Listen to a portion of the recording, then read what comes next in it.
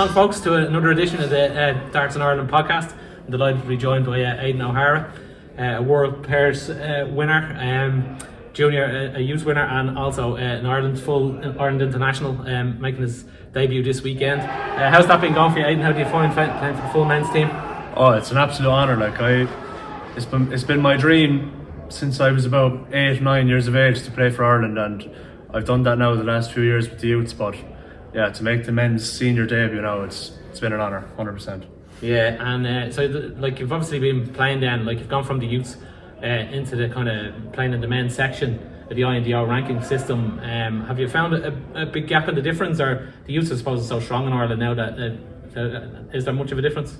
Well, obviously, the youths is great, and now the last few years it's there could be 10, 15 possible winners on the day, but the men's, obviously there is a difference, but I suppose I've been playing men's INDOs now since I was about 13, 14, so I suppose playing for the men's, it didn't really affect me that much, because I know I've been playing that for a long time, Yeah. Your father Jerry's obviously a very good player as well, and has been an Ireland international himself.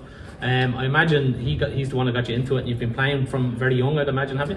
He's the person who got me into darts. I remember when I was about 5 or 6, in his apartment, the board would be down from the distance, and I just remember playing and watching him and just wanting to be like him, and he's been a massive help for me throughout the years, and hopefully I've paid him back.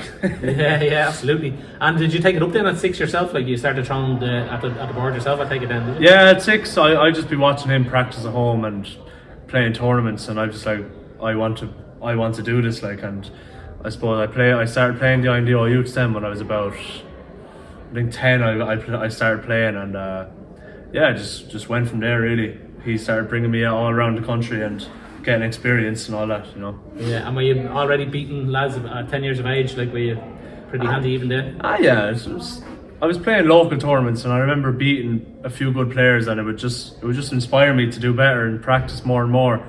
And when I was about, I won my first big tournament when I was 14 or 15, and when I was 16 I made my youth's debut, and I just went from there. Yeah. And when you take it up at 6, were you throwing from the full distance and all that as well? Not really.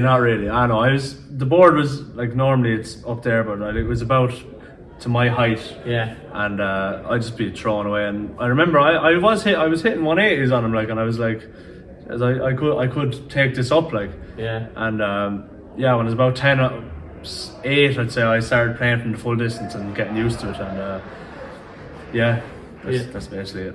Yeah. Something we mentioned there. You've won loads of things. You won the Europe Cup with the Irish boys team as well 2 years ago, and then just a few months back, you won the WDF World Youth Pairs with Jack Courtney from Carlow. So, how did you feel winning something as big as that? Oh, it was unbelievable.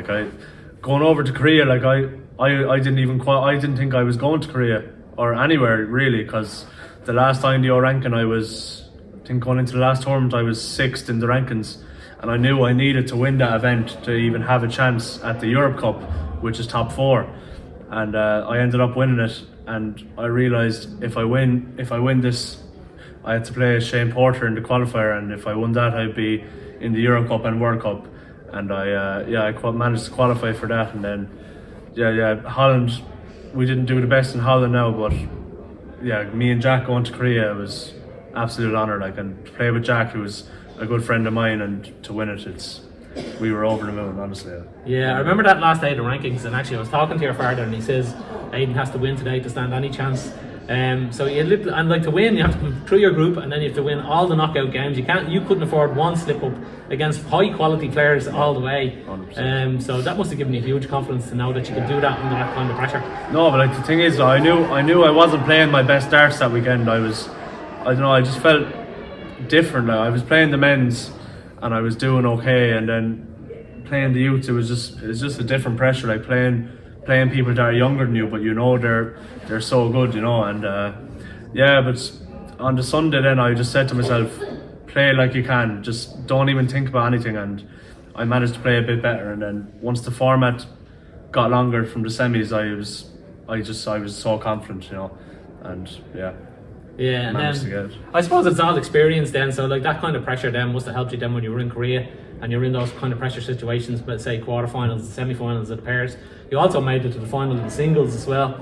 You took the silver medal in that. So that must have it must all just build up all that experience, is it? That when you're playing all these finals and it's kind of becomes repetitive almost, and you know what to do then and how to handle yourself. 100%. Like playing the best players in the country day in, day out, every weekend, and then going into these tournaments, knowing how well you can play, And in Korea was my first time with Ireland that I didn't feel nervous. Like I was in Holland in July, and for some reason I didn't feel nervous. But that was the Europe Cup this year. Yeah, the Europe Cup. Yeah, and I went into the games and my hand was just shaking, like. But yeah, and all the previous years as well. But yeah, just going into Korea, I knew I was more experienced, and I knew I'd get over the line, like, and play well. And I was just confident, and yeah, that's basically what happened. Obviously, the singles was disappointing in the final, but I am proud of myself for how far I got. Yeah, absolutely. And the other thing we should mention, you're doing your Leaving Cert this year, so you've had World Cups, Ireland international games, and then obviously weekly, all these big tournaments on all the time. How do you manage to juggle the studying and preparing for the Leaving and keep the darts up to scratch as well? Oh, it's been tough now. Yeah, after like darts every weekend, and like even midweek as well, and doing the Leaving Cert as well. It's been tough, like, but the next few months now, I know there's still big darts tournaments ahead, but I suppose I need to knuckle down a small bit for school. Yeah, but I mean, it's the obvious question to ask, I suppose. And there's huge opportunities in darts now, as we see. You must see darts. Do you see darts as a potential as a professional future for yourself? Hey, hopefully, like I've been doing the development tour the last year or two, and I feel like I've competed with some of the best in like England and the world even, and I feel like if I dedicated myself more to the darts, I could do something in the future, hopefully, man. Yeah, very good. And you obviously play with the Tipperary team as well, and we've got the inter-counties coming up soon. How do you think Tipperary can do this year, relative to other years? How you've been getting on? Yeah, no, definitely. This year now we have a solid team now. I think going into the trials we saw we had a few new additions, and they've been playing well in the trials, and they're all around good players. Like, so we have the Munsters next week now, and that's the first time we'll play properly as everyone there, like as a team. And then obviously the big one then in February or March, the All Irelands, and yeah, we've struggled kind of in the last few years, but last year I feel like we actually played well, but just we didn't get out of the group in the end. But this year I'm confident about our hopes. Yeah, 100%. Very good. Do you hear shouting in the background? It's the Ireland Internationals tournament that's going on at the moment. So there's a big game in there between the Isle of Man and Guernsey. So obviously one of them must have got the win there, because I think it went down to the last match. So whoever won seems very happy. You've experienced that being up on the stage there and playing even today. Again, it's another amazing experience. I'd imagine putting on the Ireland shirt and playing on the stage and having everyone cheer you on. Oh, 100%. Like when I was walking onto the stage, about the 10 minutes before the game, I was a bit nervous, like a bit shaky, and but once I got onto the stage, then I just locked in. Like I didn't feel nervous at all, which was a good thing. And I feel like I've played okay the last 2 days, and one more game now at 6 o'clock, and see how we go. Yeah. There's one remarkable thing I've noticed about yourself and Jack as well. Actually, like he's won the World Cup. He's very level-headed. You don't get over like you're saying that you're proud of yourself and everything like that, but you seem to stay very calm. You don't shout about it from the rooftops and all that. But that probably works both ways as well, because obviously there's disappointments in darts as well. So do you try not to get too disappointed maybe when you do have a defeat, like in the World Singles final? Yeah, obviously, like losing 6-0 in the singles final, obviously it hurt for a while. But yeah, no, I just moved on from it. Like I knew I played well. I knew it was a great experience, especially for my last youth tournament with Ireland. And I don't celebrate that much, but I do when I need to. But I feel like I am fairly level-headed, and hopefully it continues that way. Like, there's so much darts anyway that like it's almost on to the next competition. You don't have time really to stop and celebrate really, do you? You just have to move on. Not really, no, not really. Like, no, I decided not to go to Q school this year with the Leaving Cert, and that was a bit of a break for me. But I suppose the next few months now, going into the summer and everything else, it's going to be a busy year ahead, and I'm just looking forward to it. Yeah. So are you thinking of Q school then for next year to go to PTC Q school? 100%. I'll go to Q school next year, see how it goes. Yeah. And if I don't get the card, I'll do the challenge tours, and a great experience for me. Like. Yeah, and take it on from there. And as you mentioned there, you're also competing on the development tour, and have done fairly well. You've had some very good runs on it as well. Do you notice it's a higher standard when you're playing at that? Oh, 100%. Like, obviously, Ireland has unbelievable players, but when you go over there, like, it's professionally ran. There's barriers in between the boards, so it's literally just you and the board. And I love the environment, the atmosphere, and like, there's no distractions, no excuses.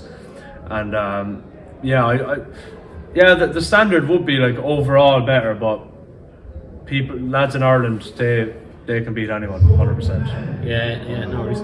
And like we all saw with the Luke Littler effect the last few years, where darts has gone a bit crazy with the attention on it. You must get a lot of attention. Like, what do all your classmates and teachers and all think of you going off to these international tournaments and not just competing but actually winning some of them as well? Oh yeah, sure. When I came back from Korea, I came back into school. I think it was a few days after winning it. And I got a big reception. The whole school cheering me in, and I didn't know that was going to happen, and I hated every minute of it. But yeah. But no, it was great as well. Like, fair play to my teachers and my friends who set it up as well. But the lads are great. So the school must be quite supportive then. They understand, like, that you've got these big tournaments and that. You're representing Ireland, I suppose. Oh yeah, no. All my teachers, they're always asking me like how am I getting on, and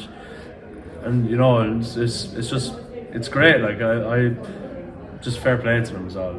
Yeah. Another thing, you played at the PDC World Youth Championships this year, and you brought Jan van Veen, who went on to win it for 2 years in a row. You brought him to a last leg. In fact, you were leading. Was it 5-4 up with 2 legs to go? Yeah, I was. It was 4-2 up and 5-4 up. I was raging. Yeah, probably the closest game he had almost in the whole thing. It was, yeah. And then we saw he wins that, and then he goes on and makes it to the world final there against Luke Littler. So it shows just how close you are, really, doesn't it? Like? Yeah, no, I was raging, not at the fact that like it was Van Veen. I knew, like, I played well in the last 2 legs when I was 5-4 up, and he just, obviously I know he has gears like for days, and he was class and a really nice lad as well. So I don't know, I'm happy with how I did, but still. Yeah, it's one of those that would nag at you. Like, I know, fair play. But it must dawn on you when you see him then in the actual PDC World Championship final down. God, I played that guy only a month ago and brought him to a last leg, so that must give you confidence as well. You know, as you said there, like, no one really brought him to the wire all day. Like, he was winning 6-1, 6-2 all the way, and the fact that 6-5 loss, and it was, I know, but fair play to him. He's unreal. Yeah. Obviously, having come through the ranks, you've seen the kind of explosion with youth darts in Ireland. Do you think it's going to continue? I mean, it just seems to be getting more popular amongst the youths in particular, doesn't it? 100%. Like, as they call it, the Luke Littler effect. Like, the last 2 years, young lads at the age of 9, 10 are wondering, when can I do the INDOs? When can I do this? Like, and their parents just bring them. Like, and there's so many young fellas that have potential these days, and hopefully it continues for the better. Like, Yeah, absolutely brilliant. Well, listen, thanks for coming along and chatting to us there, Aidan. We usually finish with a couple of questions just to ask. One is there any player you don't like playing against, or type of player you don't like playing against? Slow players. I played Adam Gavlas in development tour last year, and I just could not play him. Right, yeah, he's slow. He's really slow, but he's so good at the same time. Like, and it was just frustrating, But I suppose I have to get over that. Yeah. And when you meet Jan van Veen in a future PDC World Final, and you have a 3-dart finish to win the whole thing, what would be your favourite 3-dart finish to win it? 131 to 137, like the 18 tops. I love that. Oh, I love it. Or a big fish, one of them. That'd be some way to do it, alright, yeah. It's going to happen, I reckon. Sure. We'll see what happens. Brilliant. Thanks very much, Aidan. Thanks very much, Keith. For being a guest on the show, Aidan, obviously you're the latest recipient of a PlayerFit Darts in Ireland's top that PlayerFit have done for us. You can check them out on playerfit.com. There's loads of great darts tops and other sports gear as well. And that's for you, Aidan. Thanks very much for coming on. Thanks very much, Keith. Thank you.